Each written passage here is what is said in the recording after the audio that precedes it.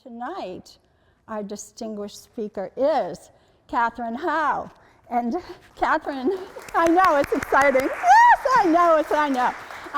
You've probably heard of Katherine Howe because she's a distinguished author. She's written 10 books since 2009. Okay, she starts with, I have to say, you don't have a knife, right? No, okay. The Physick book of Deliverance, Dane. All right, that's a lot for me to say. But what I love about it is that we can relate to Katherine this way.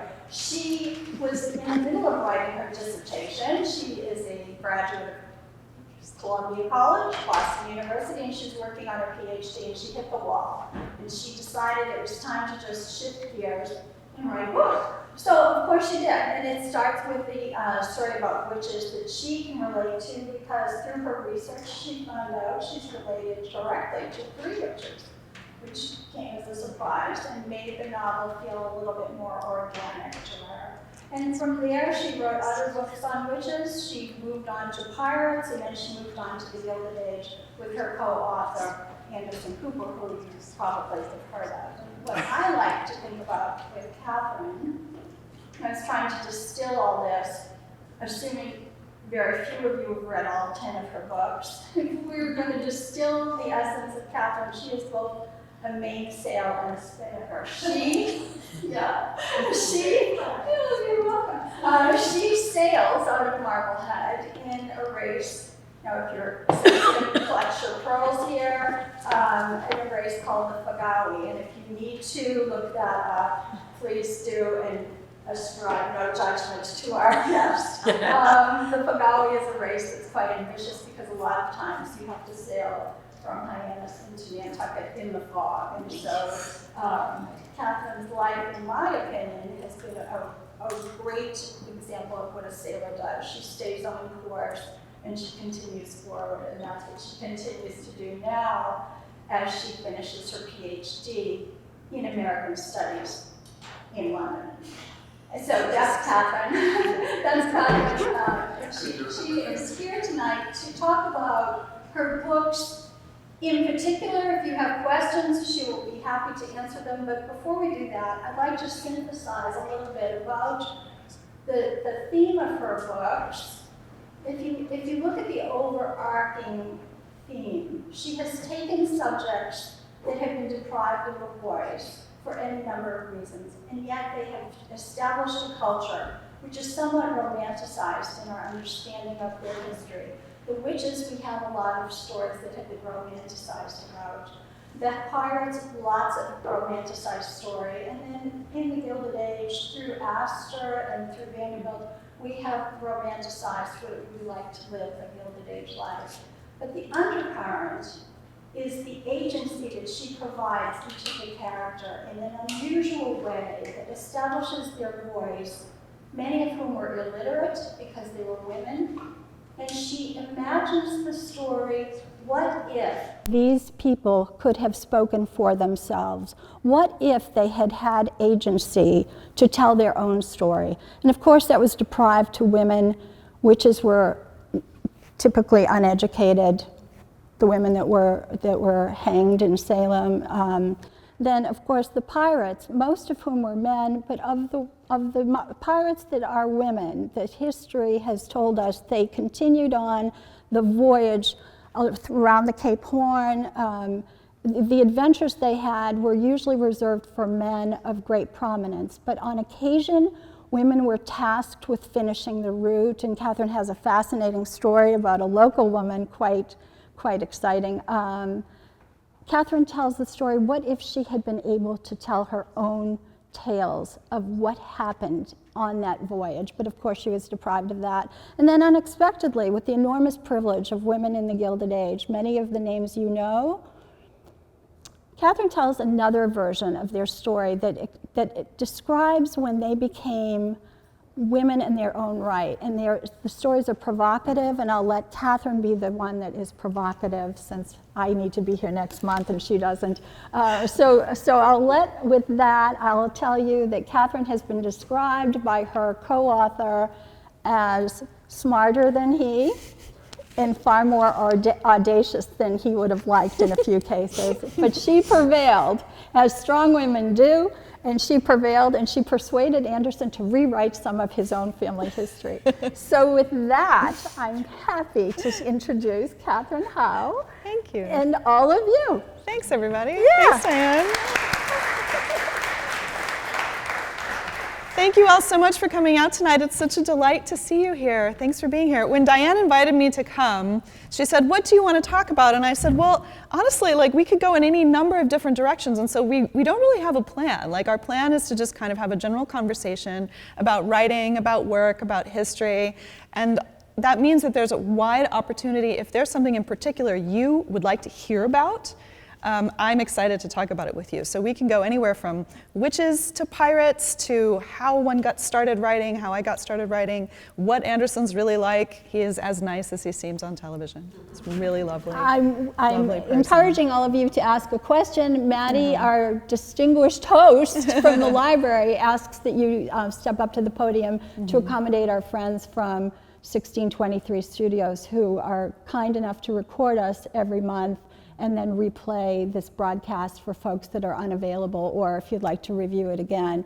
But I would like to start with how you began the process of writing. And as a young woman, without any real intention of being a writer and not necessarily any encouragement, I see a degree of autobiographical energy between your stories of women that find a way and yourself as a young woman that didn't necessarily plan on becoming such a prolific writer.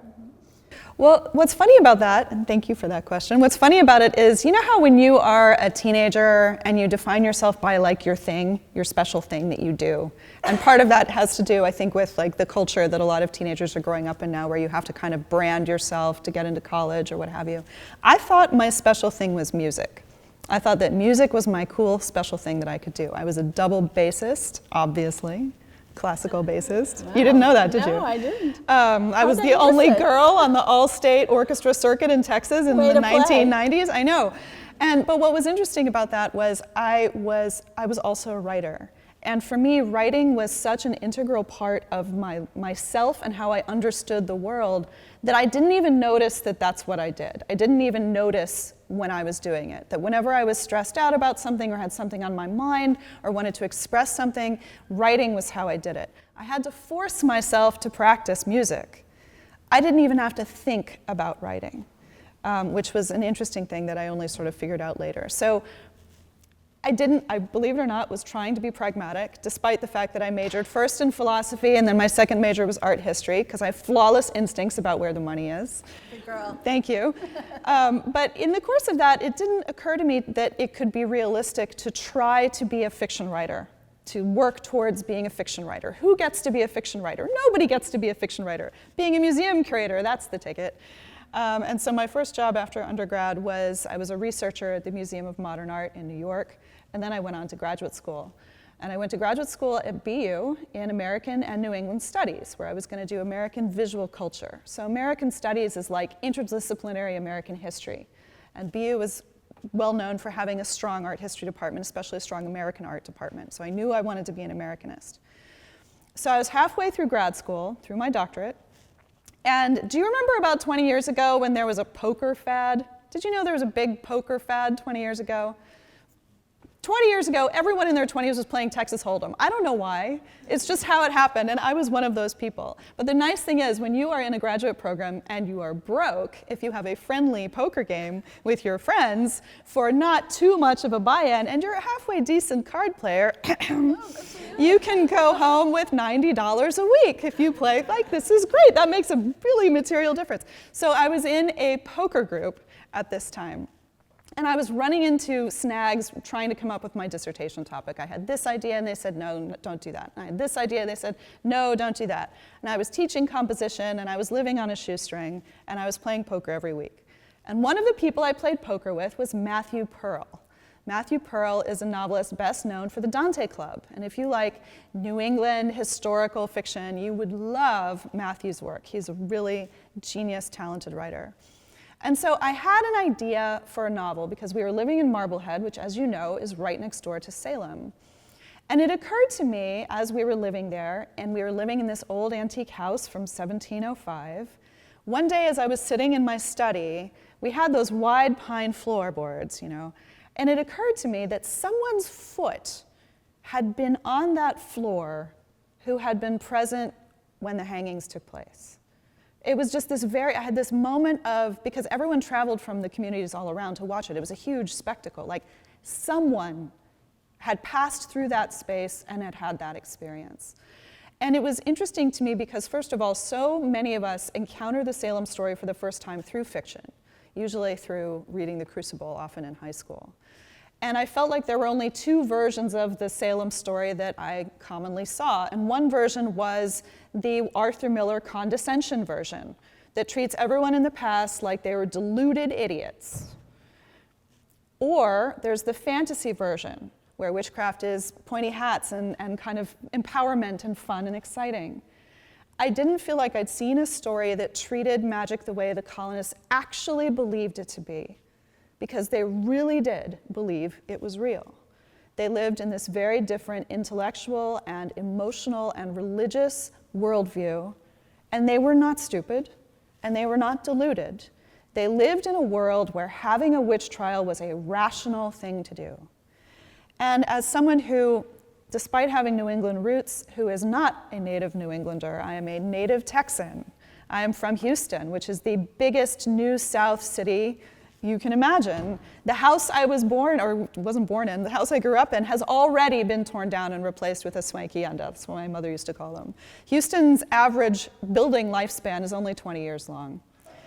I'm not kidding. And so I arrived in New England, in Marblehead specifically, with the eyes of a stranger, with the eyes of someone looking with wonder and astonishment that such old spaces could still exist, had been lived in continuously this entire time. I was entranced by that continuity. But I also, by virtue of coming from the Gulf Coast region, had grown up in a narrative tradition of magical realism. So it felt very organic to me to think about a magical realist story about the Salem witch trials, that it would be interesting to try to tell a story that treated magic as real the way the colonists believed it to be. So small, personal, having to do with the body, having to do with family, not world domination like you get in the Marvel Cinematic Universe. Witches were not concerned with world domination in the early modern period. They were concerned with whether or not your butter came together. And so the story in Physick book of Deliverance, Dane came about from that thought experiment. And unsurprisingly, like most first novels, it's just a little bit too autobiographical. The main character is a graduate student. She's a better student than me because she's at Harvard. I got waitlisted at Harvard, but Connie got in. And so Connie Goodwin is the name of my protagonist in the Physick book of Deliverance, Dane. And so I was joking with Diane right before we started that sometimes I tell people that the threefold path for me for publishing involved gambling, as I was playing poker, procrastination, because I was procrastinating on working on my dissertation because I didn't have a good dissertation topic, and then third part was drinking to excess. And I haven't gotten to that part. So I had this idea for a novel. And I thought maybe I'd do it during National Novel Writing Month, which is November. Now, Katherine, another component is you said you had such an attachment to one of the characters in the book that when that person needed to be killed. Oh, that's a spoiler, though. That's a spoiler. I don't want to give that one away. All right, forgive me. Can I finish the drinking to excess part? Yes, you may. Because it's fun. All right, so there I am at poker night, and I have an idea for a novel, and my husband says, hey, you should tell Matthew your novel idea, Matthew Pearl. What do you think I said? I said, no, Matthew doesn't know a stupid novel idea, which is real. He's going to laugh at me, think it's dumb, grumble. And my husband rather wisely said, why don't you have another glass of wine? And so I had another glass of wine, and then I told Matthew my novel idea, and Matthew said the most magical thing, and you will laugh because it is the most obvious piece of advice anyone has ever given anyone ever, and yet it opened an entire world of possibility to me. He said, you know, if you have an idea for a novel and it's a good idea, you don't have to write it in November. You can write it anytime. And I was like, whoa!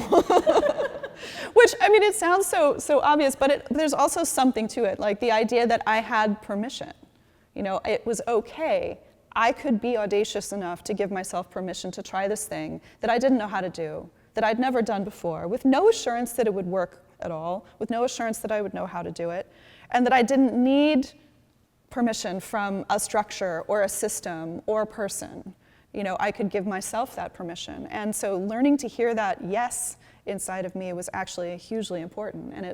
And it was my friend who kind of poked me into it, which was really, really wonderful. It's a great story. It's a great story. And then you continue with 2 other witch stories. Well, so Physick book came out in 2009, and Physick book is about one of the Salem Deliverance Dane. Deliverance Dane was a real person, actually.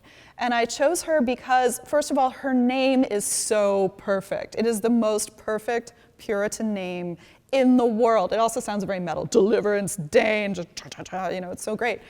And the other thing that I liked about her was that she was very minor in the Salem witch trials. She was accused near the end of the trials. She was condemned, but she was not put to death. She ended up surviving.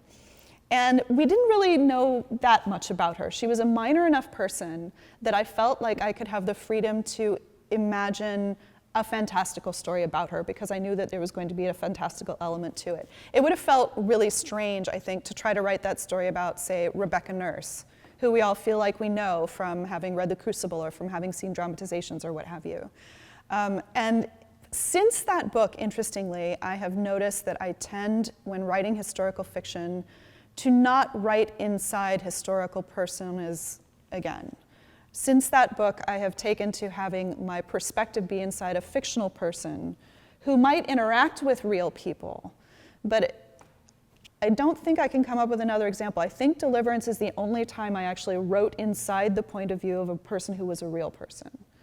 And part of the reason that I have since shied away from that is because I ended up changing the outcome of Deliverance's life.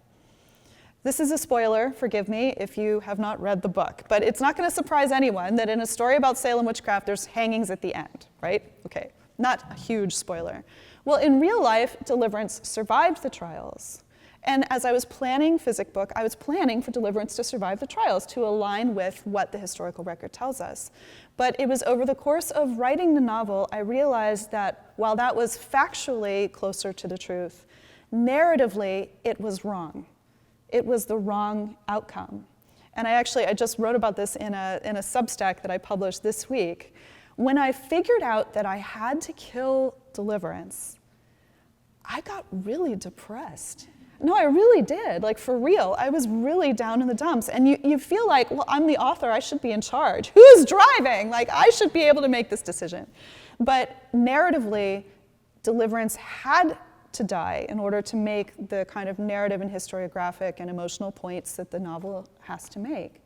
And so, believe it or not, I called up a friend of mine who is a novelist as well. He actually, you may recognize his byline because he writes art criticism for the New York Times now. His name is Will Heinrich. But he also has written a number of experimental novels, and he's been a good friend of mine since college. And I was like, Will, I have to kill her. I'm really upset. I'm sad. And it's a very good friend who doesn't laugh at you when you are upset about having to kill your fictional protagonist. He actually took me very seriously, and he really sat with me in the sadness for a while. And then he said, well, think about it this way. She's living in the 1690s. I was like, yes. He said, well, she's gonna be dead either way. which is true. And, and it's as awful as it sounds, it actually made me feel a lot better. Like there's nothing I could do to say, that's a really good friend, isn't it? And it kind of helped me sort of work through the feelings that I was having about what needed to happen in that novel. So in the course of walking around and visiting bookstores and giving talks about Physick book, because I was very fortunate that a lot of people enjoyed that book, I was asked many questions about the afflicted girls at Salem. What's up with the afflicted girls? Why did they behave this way? Was it ergot poisoning? Was it this? Was it that? And funnily enough, after a few years, I was living in upstate New York. Mm-hmm. And I don't know if you remember, a few years ago, probably a decade ago now, a group of adolescent girls in Leroy, New York, had a mystery illness. And they went on daytime television, and Aaron Brockovich went up to Leroy to try to figure out if there was pollution in the groundwater or what was going on. And so I was kind of half following it in the news because it was very widely covered. I was living in Ithaca where my husband was working at Cornell. And then one day I was at the auto repair shop and a TV report came on that said, and the answer has finally come through with what's wrong with all the girls in Leroy, New York, and it's conversion disorder. Next. And I was like, wait a minute, what? Conversion disorder is when your body is under so much stress that it converts the stress into physical symptoms. And when it happens in a group, as it did at Leroy, it is called mass psychogenic illness. Effectively, the Leroy girls had the same kind of outbreak that the Salem girls had. There is something about being an adolescent girl that is so hard and so stressful that it actually makes your body break down. And that has been true. It turns out this is true across many time periods. It's true across many cultures. It's true across regions and moments in time. And so when I started noticing that, I thought, wow, that is really interesting. And I thought it would be interesting to write a novel that is set among adolescent girls in the present and also looks at the afflicted girls in the past, because after Salem, only 2 people issued apologies for what had happened. One of them was Samuel Sewall, who was one of the judges. The other was Ann Putnam Jr. Ann Putnam Jr. was one of the afflicted girls. Her mother, also Ann Putnam Sr., wound up being afflicted. Ann Putnam actually statistically accused more people who wound up being put to death than anybody else.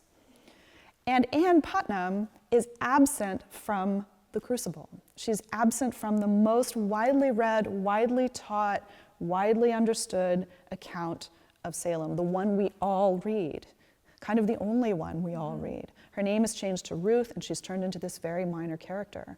And so I thought it would be interesting to write a YA novel, and that came out in 2014 and was called Conversion. And it is about Salem from the afflicted girl's point of view. Yes.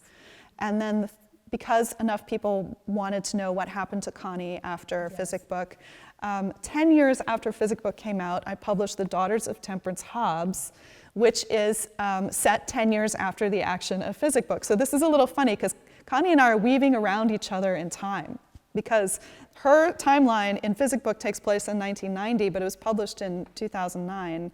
And she's younger than me in the story, but in real life, she's older than me.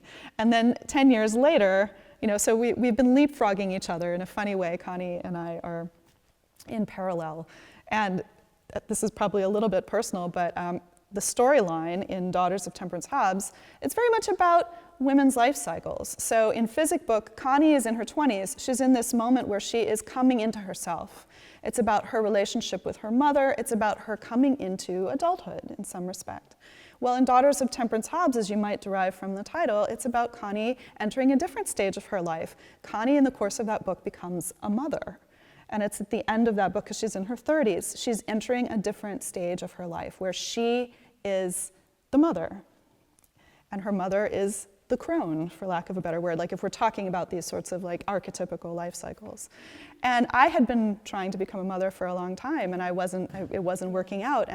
But then when Daughters of Temperance Hobbs came out, it worked. And I was on book tour for that book, hugely pregnant. Delivering a book and a baby. In fact, I think the last event I did for that book, I was at the Marblehead Museum, and I was spherical, and also it was summer, and I was like, there's pictures of me from that event, and I'm pink because I'm sweating so much. And I had to cut that book tour short because then I had to go and have a baby. So there's a funny way, there's a scholar of witchcraft called Mary Beth Norton, who retired from Cornell a few years ago. And if you're interested in witch stuff and you haven't read her book, In the Devil's Snare, you absolutely have to read it. And don't worry, because even though it's a history book, it is as gripping as a novel. It's so beautifully written. And she has said to me, and she's said in writing too, that the more you work on witchcraft, the more superstitious you become. And certainly my experience with Daughters of Temperance Hobbs made me a little more superstitious. And I see how it follows a little bit of your autobiographical train. Yeah. And because we're managing time, if we could draw a thread between the apocryphal life and times of witches, And this overlaps a little bit into the lives of pirating women, and especially the local women. There's a fantastic, in my opinion, fantastic story about a gal from Beverly, with Katherine Howe. Okay, I'd happily do that. So as you can imagine, I spent a lot of time thinking about the early modern period. So in a funny way, a few people have asked me, why are you writing about pirates now? Well, it's because I'm interested in the histories of regular people. This is why I am not going to be your girl for Regency romance. And even though I've written Vanderbilt and Astor, if you read Astor, there are 2 riots in Astor, like not what you would expect from a history of the Gilded Age. I'm really interested in regular people, the kinds of people who typically escape notice in the archive. And one of the things that makes histories of witchcraft and also histories of piracy so unusual is that it's times when regular people are at the center of the drama. They're getting all the attention, they are leaving big records of themselves. And in witchcraft, typically the people who are accused or tried in spectacular fashion are women and are hanged in spectacular fashion. In piracy, the people who are tried and then hanged in spectacular fashion are typically men, but not always. And in a funny way, the periodicity of those 2 phenomena also overlap. So the so-called Golden Age of piracy stretches from around the 1620s to 30s to about 1726, in the same way that the witch craze, the witch trials, are an early modern phenomenon that largely start to resolve around 1705, and then the anti-witchcraft statute is changed in 1735. So the periods are the same. And in each case, witches represent a challenge to the dominant order.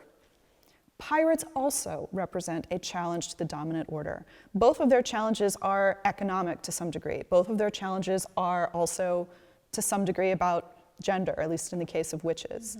And in the case of pirates, it's about class. It's about working people who oftentimes are seizing control of a ship because of a mutiny. And so I was interested in starting to think and write about pirates. I needed a name for my pirate story, for my pirate heroine, because I knew I wanted to write a story of a woman disguised as a boy. There are a couple of famous historical examples of women who actually did this. Anne Bonny and Mary Read are the 2 most famous of those. Women in disguise as pirates have been common in fiction also. In fact, if you go to the Peabody Essex and go to the Maritime Collection, there's a scrimshaw tooth there with a picture of a woman pirate on it named Fanny Campbell.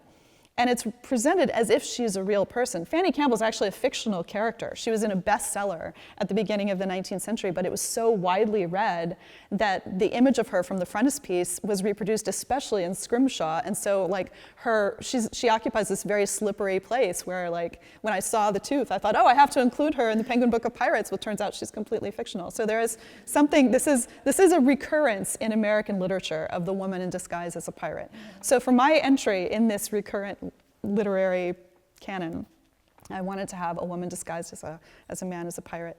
Well, I decided I would name her Hannah Missouri. And the reason I named her Hannah Missouri is, this is a family anecdote, so bear with me. So have you had this experience where one day all your parents' stuff arrives at your house?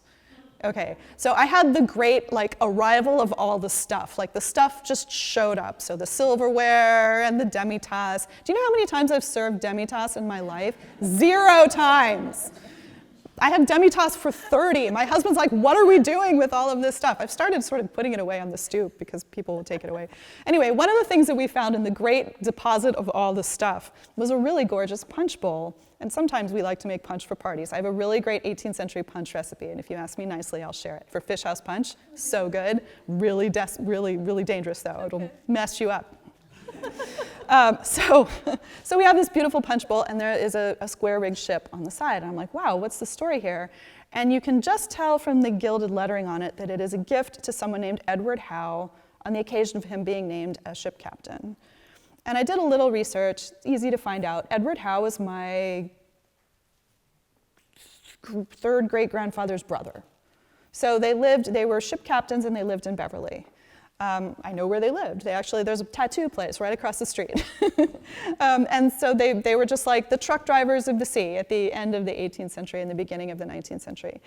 But Edward had actually a really interesting story. So he launched out, this is toward the end of the Age of Sail, so this is in the late 1860s, so like just before the opening of the Suez Canal, right before the great age of clipper ships comes to a close. Edward marries a girl from across the street. Her name is Hannah Augusta Masuri. She's also from a seafaring family, a mariner family. I also know where her house is. It's right across the street from their house, next to the tattoo parlor. And they ship out together with a load of locomotives. They're bound for California. This is because it is before the meeting of the railroads had taken place in the middle of the continent. So they needed locomotives over in California. So they're going to go out, they're going to sail around the Horn with a load of locomotives and come back up to California. I was actually invited on a podcast run by a couple of historians who traced the full voyage that they did, because I hadn't actually known the full voyage. Like they round the Horn, it takes them 207 days to get from Beverly around the Horn up to California, of which I think 50 days are spent just trying to get around the Horn, which if you're a sailor, and I'm a sailor, already I'm like gobsmacked by this, and Hannah is along for this. She's in her, I think at the time, late 20s, because the voyage lasts a couple of years. They drop off the locomotives, and then they're in the Pacific, and so they have nothing to do but to make some money. And so they bop around all over the place. They stop in Valparaiso. They go over to Australia. They bop around in Australia. They go around in the South Pacific. They go up to Russia. They come back down to Hong Kong, because that's the only port that's open in China at that time. They pick up a load of passengers, laborers essentially, who are going to go over to California. Then they're heading back across the Pacific, and Edward dies. Now, why does Edward die? I'm not sure. My husband, who's a historian, has a theory. He thinks that maybe Edward was murdered. He thinks that there was a mutiny and Edward was taken out as part of the mutiny. But they've started running out of fresh water. Hannah takes control of the ship with a pistol. She stays awake on the helm, hangs a flag upside down off the backstay to indicate her distress, and then she can't sail it by herself, so they're basically drifting, and they end up being redeemed off the coast of, I think it's Veracruz, where she ends up being redeemed. And this is covered in the newspapers all over. It's in the Salem Gazette. Like, the story of it travels around everywhere. So first of all, she puts down a mutiny with a pistol by herself and without sleeping and not leaving the helm, which is incredible. And then, I love her so much, she sues for Edward's percentage of the ship's proceeds. She sues for the money because, of course, he didn't own the ship. He was part of a consortium of people. The money guys were back in Salem, but Edward had a percentage. And so she sues for the percentage, goes back to Beverly, buys a house, marries a dentist, and then lives a quiet life. And she died in 1910. And what I love about this, there's so many things I love about this, obviously, but one of the things I love the most is, like, imagine, like, today you go down to the farmer's market and, like, some little Yankee biddy in front of you who's, like knocking on the lemons or the melons or whatever she's doing. Like, I love imagining her in 1909. Can you imagine her in 1909 with, like, her market basket and, like, so tough and, like, wiry and probably grumpy as hell, you know? and in the 20th century, which is really kind of astonishing. Like, she was part of that generation of people who lived through the end of the Age of Sail. Yes. And Edward's brother, who was a ship captain, ended his days as the harbor master in Beverly, because he also and lived through the end of the Age of Sail. He was, like, off doing all this crazy stuff, and then by the time he was my age now, you know, there was no Age of Sail anymore, and so he had to find something else to do, and he ended up harbor mastering as a result. So I didn't think that Hannah's story could necessarily be a novel, although I love it. It felt a little too inside baseball. Like, I think if you're a sailor, you'd love it, and I think anybody else is like, and? But I knew that I wanted her to know that I knew what had happened. And so first I went and called on her at Beverly Central Cemetery. I figured out where she was. She's with her second husband. I don't think she ever had any kids. And I'm not normally a grave visiting person, but I was just like, just this once. I went, I was like, I see you. I see what you did. I know what you did. And that was crazy. That was crazy. And then I took her name for my pirate character. So my most recent novel is a true account, Hannah Masuri's Sojourn Amongst the Pirates, written by herself. And it's well worth the read, which time-wise, chronologically, brings us right up to our next collection of books. So we're up to book 8 or 9 and 10. It's a whirlwind. You're a Hand of busy girl. Missouri is 9, and then the Penguin Book of Pirates is 10. 10, and in between there we have to discuss the Gilded Age, which also is, in my reading of your collection, another example of people of agency, that you would say they have this great veneer of glitter and gold all over themselves, but the understory where Katherine shines in her research. She gets into not just the details of history, but she understands something organic, something about the humanity that ties all of these stories together. And I use the word romanticized in the grandest sense, in that there's something larger than life about each of these stories, which is very much the case with the Gilded Age. As we sit in a Gilded Age chapel, there's something very grand about it, but underneath all of Katherine's stories, if I may, is this wonderful sense of humanity, that you can understand these people also suffered. It was not just the veneer of the witchy times or the times of pirating that are adventurous and swashbuckling and very atypical for a woman's life. But here in the Gilded Age, that she writes so beautifully, and yes, you can hear the voice of her partner, Anderson Vanderbilt Cooper. You can hear his contribution, but Katherine's voice is the mainsail and the spinnaker in both Astor and Vanderbilt. And so if I may ask you to go ahead with how you tie the Gilded Age into the other two genres. Okay. Yeah, so I did do a novel that was set in the Gilded Age. Although it's funny, now that I'm at 10, I've started forgetting whole books. I'll have to like tally them up and be like, oh yeah, I forgot. I wrote The House of Velvet and Glass too, which is kind of funny. You spend years on something and then you forget. Anyway, so a few years ago, word went around to the publishing world in New York that Anderson wanted to write a book, a history book, or start a history series. But as you can imagine, writing a history book is a very specific skill set. And so they knew he was going to need a co-author for it. He has written a memoir of his time as a foreign correspondent, and he's written a book with his mother of correspondence between them. But he'd never written a history book before. So they knew he would need a co-author, someone who could do history and who could do history for a popular audience. And so my agent heard this and put me up for it. And I had my first interview with the editor and the publisher, and they were being initially very cagey about who the celebrity was. They told me the topic was going to be the Vanderbilts, but they didn't say who. But fortunately, I am nobody's fool, and so I knew who it likely was going to be.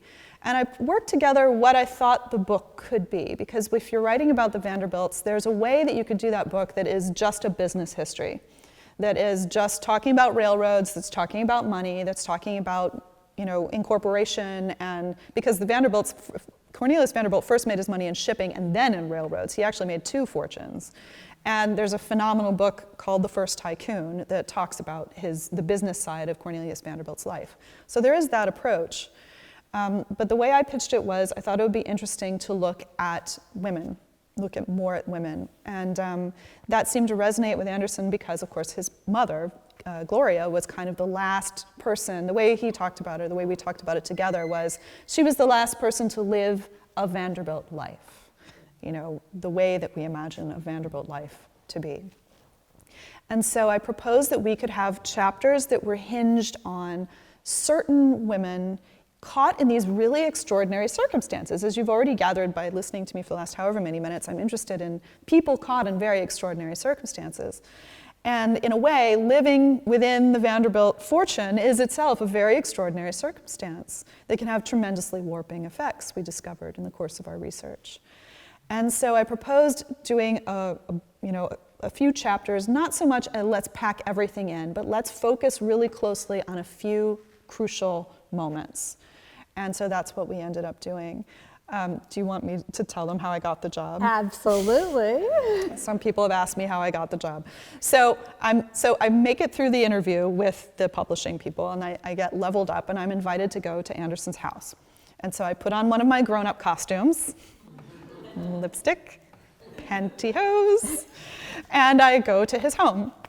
And he's there. He's very friendly, very welcoming. He's there with his, agent and the publisher and like 6 other guys. I don't know what everybody does. And like, go in.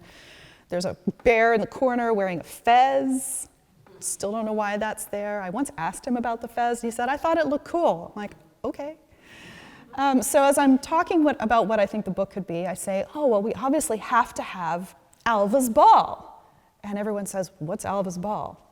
Well, the Vanderbilts were considered new money in the 1870s. Even though they were an old family, their money was new. And so they were on the outs. They were not part of the Astor, the Mrs. Astor, the core of Gilded Age New York society. Alva Erskine Smith, a Southern belle who married into the Vanderbilt fortune. She had all of the ambition and all of the cunning and none of the cash because, like a lot of Southern belles, her family had lost their money in the Civil War. They had actually fled the South and gone to Paris. She was raised in Paris during the Belle Epoque, so she came back with all the fancy French manners and all the pretensions, and also all of the steel magnolia-like grit. And she had Vanderbilt money at her disposal. So Alva determined that she was going to break the Vanderbilts into high society. And the way she would do this would be by throwing the best party anyone has ever seen. She plans a costume ball for March of 1883. Now, first of all, she starts dropping hints about this ball. This is early in the gossip press. There is a gossip press in this time, and Alva knew how to manipulate it. She starts dropping hints about what the ball is going to be. She's going to hold the ball after Easter, which is not when balls are held. It's like, but it means that she has the season all to herself. Nobody else has anything that they're planning to do. And she indicates it's going to be a costume ball. And of course, because this is the Gilded Age, you can't just put your cat ears on and call it a day. You order your costume bespoke couture from the House of Worth in Paris months in advance. And so I'm describing what some of the costumes are like, and already they're, the guys I'm describing this to are into it. But years later, Anderson told me when I got the job. I got the job by describing the costume worn by Miss Kate Fearing-Strong. And I've told him I really hope I'm in his contacts as Miss Kate Fearing-Strong. I don't think that I am, but I wish I were. Miss Kate Fearing-Strong went to Alva's ball costumed as a cat. And her cat costume consisted of a white gown of cat fur and tails, bodice, a full taxidermied white cat on top of her head, a black velvet choker, and on the black velvet choker, spelled out in diamonds, pussy. And as I described this outfit to this room of very important men, that is how I got the job. Go girl. Apparently Anderson was like, that's the woman I That's want. the girl for me. I think that one of the things, having researched both your collaboration with Anderson, is he focused on the words power and pathology. May I ask you to review that, please? Mm-hmm. Yeah, so when he was growing up, and Anderson has spoken about this publicly in many contexts, I'm not speaking out of turn, by saying that when he was growing up, he felt very self-conscious about being a Vanderbilt. He didn't want to be a Vanderbilt. He identified more as a Cooper. He identified very closely with his father, who died when he was very young. And he didn't want anyone to give him special treatment for being a Vanderbilt. He was very hush-hush about it, very under wraps about it. And so part of what he wondered when we started working on the book was, so there's a famous quote of Cornelius Vanderbilt, and Cornelius Vanderbilt saying that he had a mania for making money. And he really did. There was a time in the Commodore's lifetime when he controlled one of every 20 American dollars in existence. I mean, we're living in a second Gilded Age now. We're living in a moment of unimaginable wealth at the very top of society. The difference is that instead of bespoke costumes from Worth, now billionaires can have bespoke spacesuits, which is hard to imagine, right, but is true. However, at the time that the Commodore was living, it was a time of accumulation that had never been seen before, that was hard to really understand.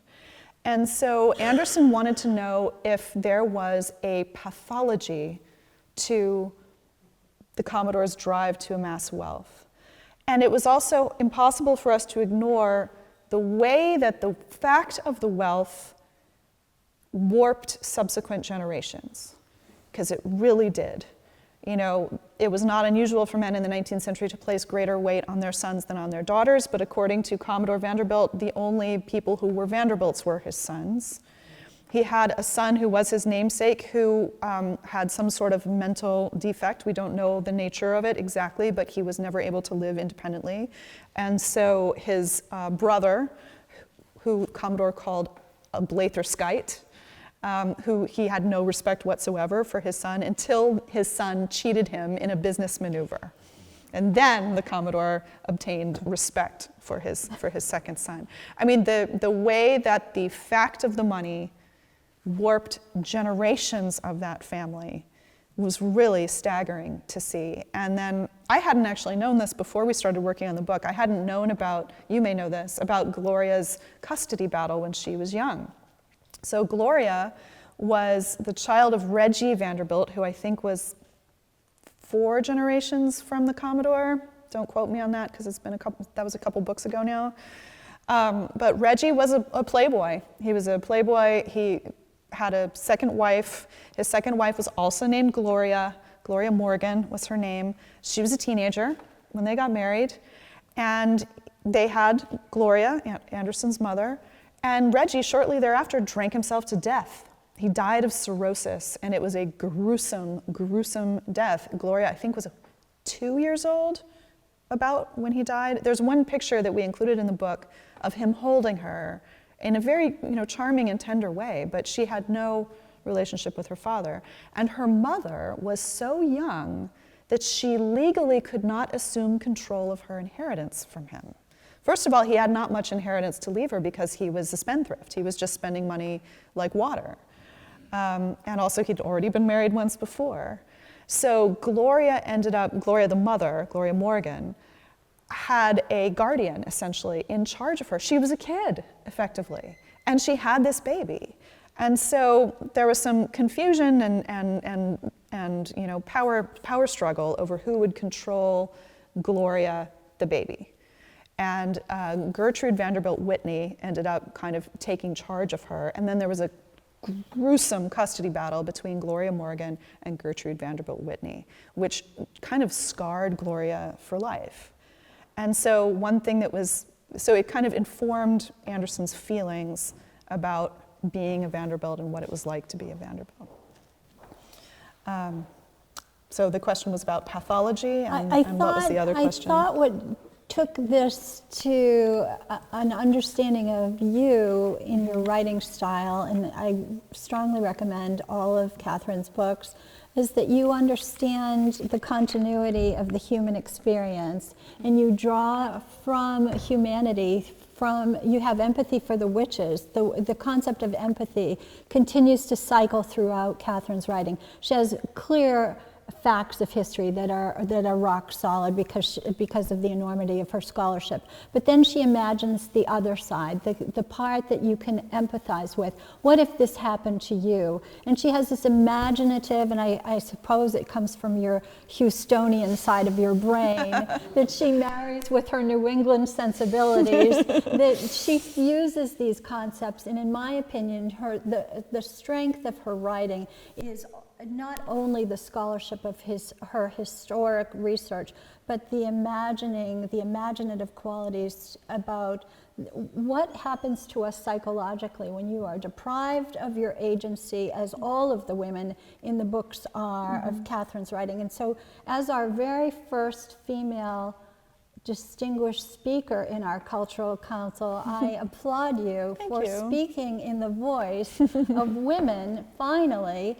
And even though when the facts are not there, I think you bring credibility to the what if, and that continues all through the Astor book, which let's just say was recognized again by the New York Times last week as another bestseller. I encourage you to get that. We just went up 3 spots this week. We were in 13 last week, and we're at 10 right now. I assume because of Manchester. I think it's because of Manchester by the sea.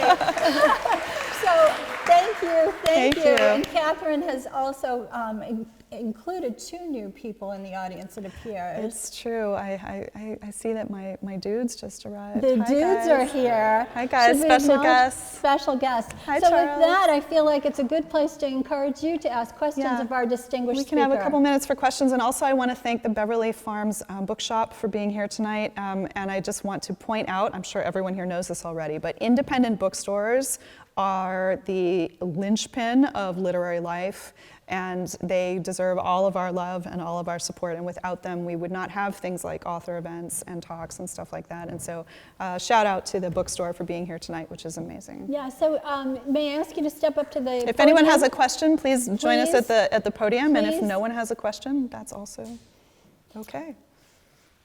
It's hard to believe. Questions, comments? Go for it. Please. They're asking for the podium because for the TV. Otherwise, I would just repeat the question. So I love to read books, and often when I'm reading books, I think about the author, because you can get lost in it, and you're an excellent speaker as Thank well. you. How do you put this all together, and do you start at a certain level of who the characters are and then build from there? Oh, And that's a great question. Yeah, different authors have a different approach to how they do it. Some people break those into 2 broad schools, the plotter and the pantser. So for instance, my friend Julia Glass, who is a Marblehead author who writes, she's won the National Book Award for 3 Junes, and she writes these beautiful multi-layered character studies, mostly set in the present. She is a pantser, which I am stunned by, because she's just able to write her way into these stories and make them very, very subtle and distinctive. I have trouble keeping track, and so I use a spreadsheet, which I realize breaks everyone's heart, because I think when you imagine an author working, you want to imagine us roaming the moors, and then taking up the quill, and no. I sit down, I open a spreadsheet, and I figure out like who knows what, when, and where, and what do they learn in each given chapter. Especially because most of my books have, the fiction books anyway, have a couple of timelines usually. There'll be like a present part of the story and then a historical part of the story, in which the present part of the story is often, because I write in kind of remote periods, you kind of need a contemporary interlocutor, for lack of a better word, someone who can kind of explain what's going on in the historical parts to some degree without being didactic. So I have to do it that way. And the way that I typically work is I get interested in a particular moment in time. Then I steep myself in the primary sources and the secondary sources, and then I try to create a fictional person who, to the best of my understanding, belongs in that time and has the assumptions of that time, or what have you. And then I see what that person does. So I usually arrive at the plot last. However, in writing creative nonfiction, I had to work in a different order, because then you see what the person did, and you understand the time period in which they're functioning, and from that, you try to extrapolate how they may have felt, or what they may have been thinking about, or what their conclusions may have been. So it was a slightly different order of operations in that regard. Are there any other questions or remarks anyone would like to make? Go for it, yeah. Thank you.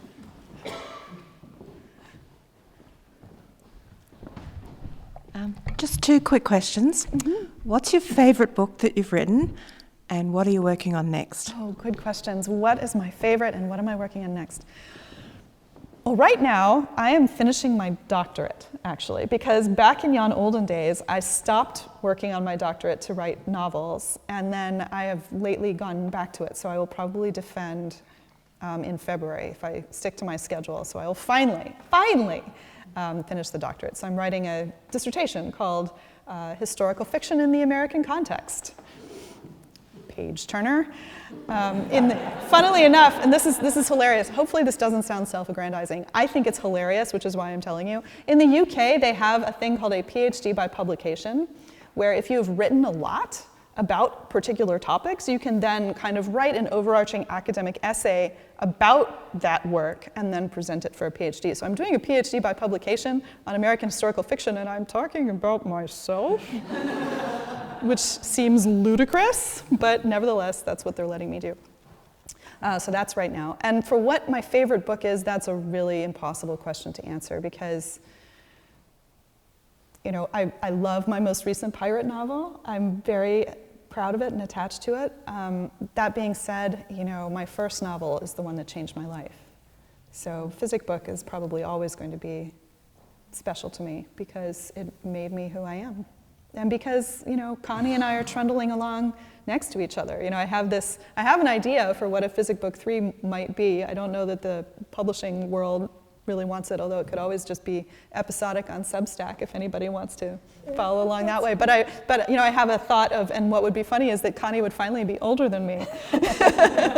Although I'm catching up. I'm catching up to her pretty quickly. So I think that's it. Thank you all for coming, and thank you for Thank welcoming you. our distinguished speaker, our first female of many, I hope. So Thank you all so much for coming tonight. Thank you, Katherine. Thank you.